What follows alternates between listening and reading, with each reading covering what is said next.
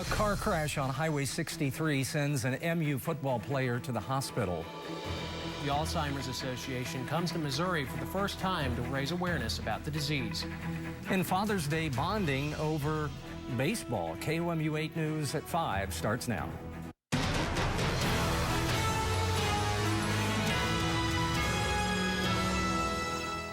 Two people, including an MU football player, are injured after an accident in Boone County. Good afternoon, everyone. I'm Chris Goffner. I'm Jim Rick. Thanks for joining us. The accident happened about 2 o'clock on Highway 63, just south of the Columbia city limits. The Highway Patrol says the car slid off the road, hit a guardrail, and overturned. The driver, 21-year-old Harold Brantley, the defensive lineman for the Missouri football team, suffered serious injuries. He is an MU football player and a junior. Rescuers had to extricate Brantley from the wreckage. The passenger, 21-year-old Madeline Stock, had minor injuries. Both were taken to University Hospital. The patrol says neither were wearing seat belts. We had more rain today. Let's send it over to Kenton for a check of the forecast.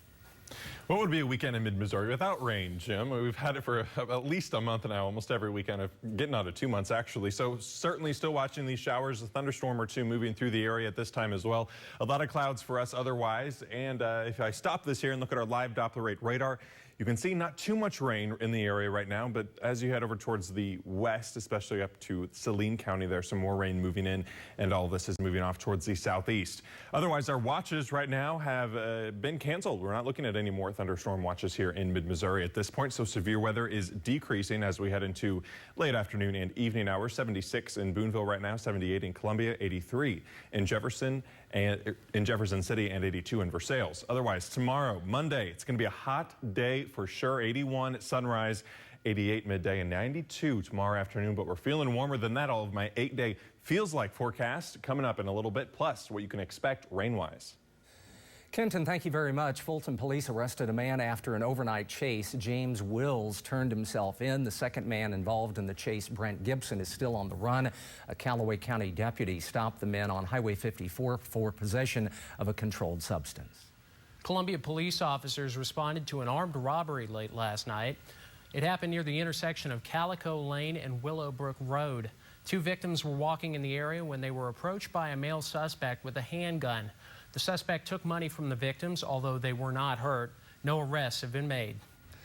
Many families spent the day celebrating Dad in mid-Missouri's first longest day celebration. The Alzheimer's Association promotes the nationwide event to raise funds and awareness about the disease. Lenore Woods Senior Living teamed up with the Alzheimer's Association for the event. Families enjoyed live music during a Father's Day buffet. The association says the disease is the 6th leading cause of death in the U.S. They say the coincidence of the event falling on Father's Day is good for the cause. It gives us the opportunity to actually, share, and educate in regards to Alzheimer's disease to more people. As of this afternoon, about 2/3 of the fundraising goal had been met. This Father's Day, a Jefferson City man has baseball to thank for his growing relationship with his 6-year-old son. KOMU 8's Alyssa Cazares has more on how the sport has brought one family even closer together. To some baseball players, a coach might just be there to help the team learn how to catch a ball, or maybe even throw balls. But this Little League baseball coach says the title means even more to him. It's one of the funnest things I do. I look forward to it every year.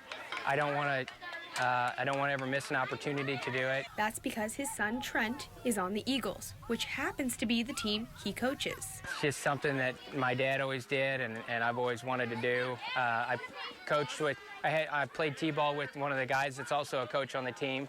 And so it's kind of nice to have our kids at the same age and both on the same team. So it's just what I've always done and what I've always looked forward to doing. And just like Coach, Trent is already following in his father's footsteps. He's probably the loudest person that's under 5 feet tall. And he's excited and he wants to do exactly what I'm doing, which is a little bit difficult because I don't need another coach on the team, especially one that's sitting on the bench and telling the kids what to do. But it's what he does, and it's hard to stop him. And it's also hard to stop the feeling he gets when Trent walks up to the plate. Whenever he's up to bat, I almost always either throw it at him or throw it too far away from him. I don't know, he gets in my head.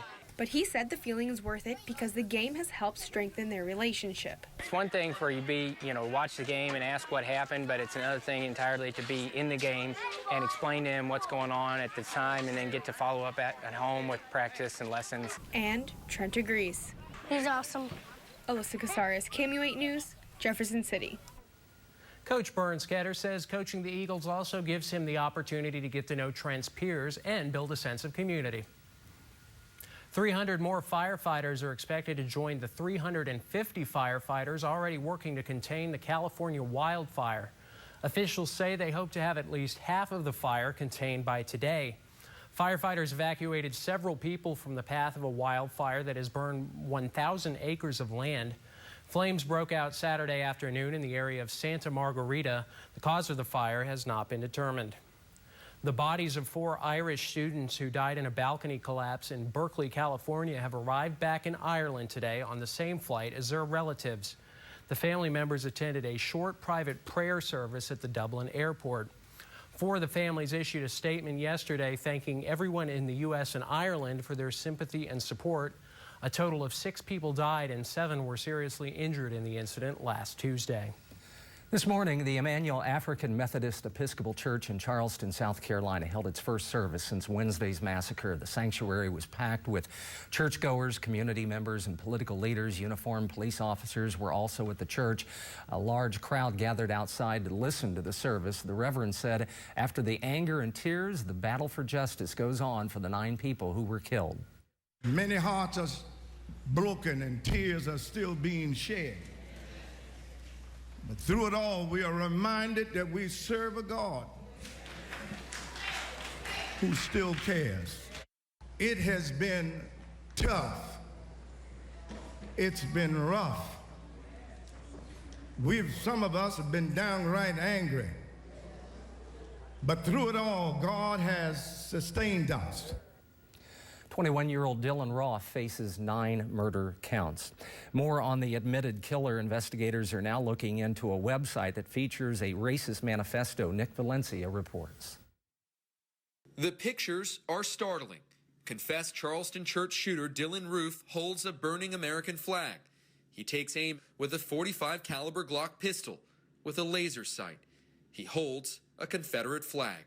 The website Roof owns, titled The Last Rhodesian, on it, a manifesto that captures the 21-year-old's troubling words. We have no skinheads, no real KKK, no one doing anything but talking on the internet. The document reads, well, someone has to have the bravery to take it to the real world, and I guess that has to be me. Roof hints at why he chose Charleston to carry out the massacre that left 9 members of the Emmanuel AME Church dead, calling Charleston the most historic city in my state. Roof, who appeared in court Friday to face formal charges, said he became transformed by the controversial Trayvon Martin case. I was in disbelief, Roof writes. How could the news be blowing up the Trayvon Martin case while hundreds of these black-on-white murders got ignored? It was not clear what he was referring to. This latest piece of a complicated puzzle may offer some insights for investigators, but it's no consolation for a community still reeling from the violence. Heartbreaking. And my prayers definitely go out to the family. It's just heartbreaking. Nick Valencia, CNN, Charleston, South Carolina. Roof's next court appearance is October 23rd. Dozens of protesters turned out in Berlin today to oppose the arrest on German soil of an Al Jazeera journalist wanted in Egypt. The demonstrators called for the release of 52-year-old Ahmed Mansour, who works for the Arabic service of Al Jazeera based in Qatar. The station says he previously had been sentenced in Egypt to 15 years in prison over allegedly torturing an unnamed lawyer in Tahrir Square in 2011. Both he and Al Jazeera have denied the charge. Thousands of visitors gathered at Stonehenge in England to mark the summer solstice. The cloud cover prevented bright sunshine on the longest day of the year in the northern hemisphere. The gathering, about 80 miles southwest of London, is a modern twist on summer celebrations, a highlight of the pre-Christian calendar. Politician is giving a new twist to International Yoga Day. The Prime Minister of New Delhi led more than 35,000 people in the ancient exercise. This is what it looked like. A similar yoga session is scheduled at Times Square and hundreds of other locations around the world. Coming up, dads pass on a lot of things to their kids, but how about their favorite cartoons? We'll look at a revealing Netflix study that shows just how they do that. The best and worst states for working dads, results of a new study after weather. And you're taking a live look over Columbia Regional Airport. It is 5:10, and this is KOMU 8 News First at 5. Coverage you can count on.